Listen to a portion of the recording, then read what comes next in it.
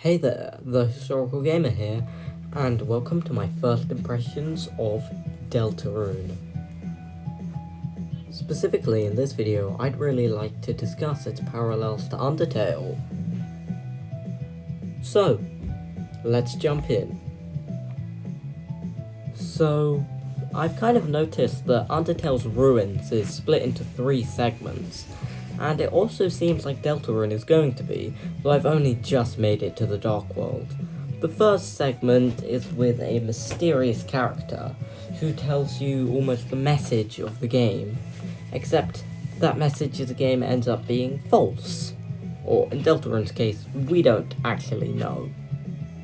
Secondly, you have a mostly on-rails segment where you can interact with things, but you're essentially being handheld the entire time, and Undertale more literally. Then, you end up going on some grand adventure that you're not meant to. That last segment is pretty easy, but it's just meant to introduce you to the game's basic mechanics. In Undertale, that's obviously Flowey, the ruins where you're with Toriel, then the ruins where you're without Tutorial, or Toriel, as you approach her house, going through puzzles and fighting monsters. From what I gathered in Deltarune, this is your encounter with Gaster. You then have your school segment, then you fall into the Dark World with Susie. Looking at the segment with Gaster and Flowey, I'd like to compare a bit.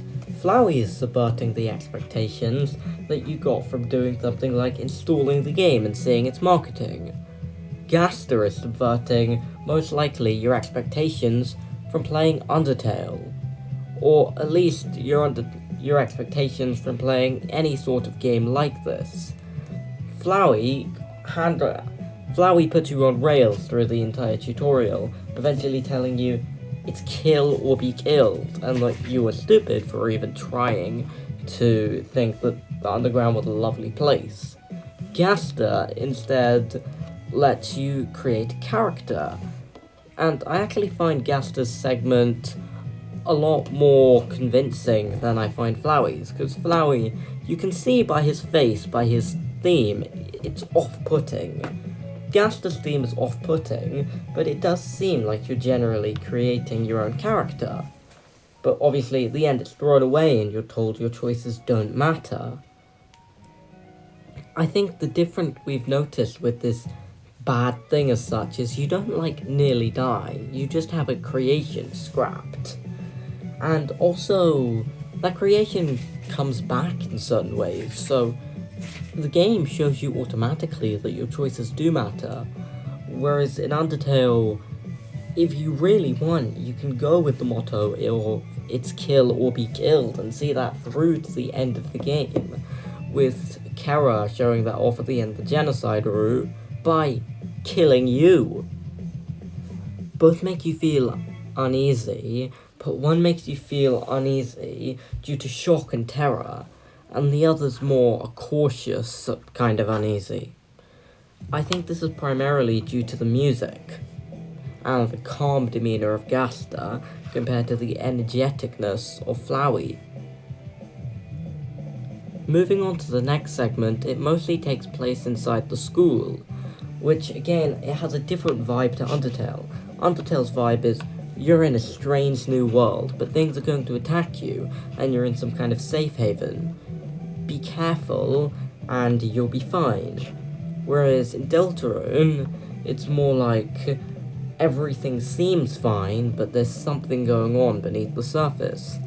Deltarune manages to make it seem like things seem fine through its music again. Same with Undertale. If you compare something like Hometown to the ruins, then you can really see the difference. When you have friendly characters like Noelle and the humour of Alphys watching anime in class, then again, it's really meant to make you feel happy.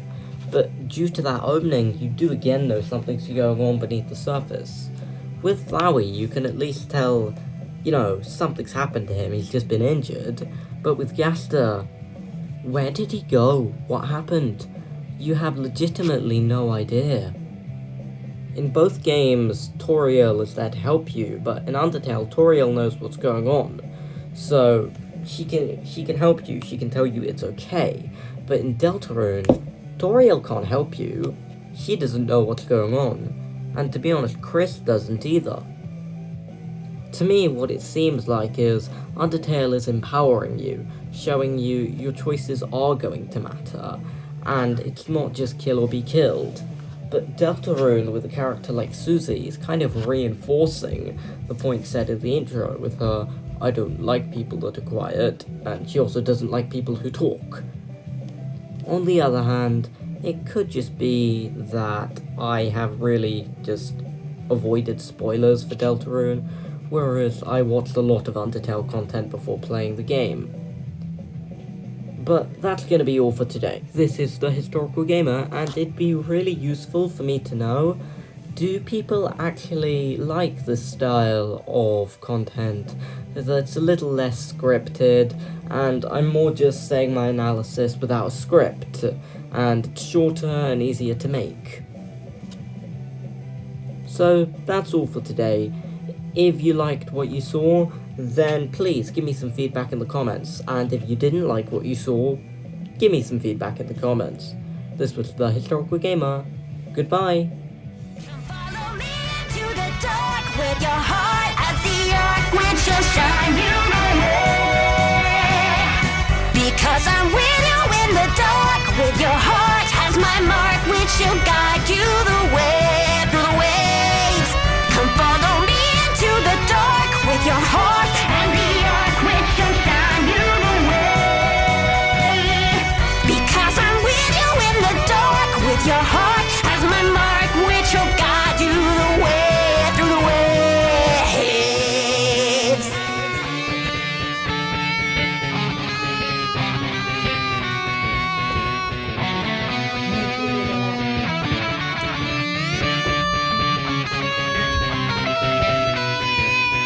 When the demon horde is crying and the blood is gushing dry, raise up your path of burning fight.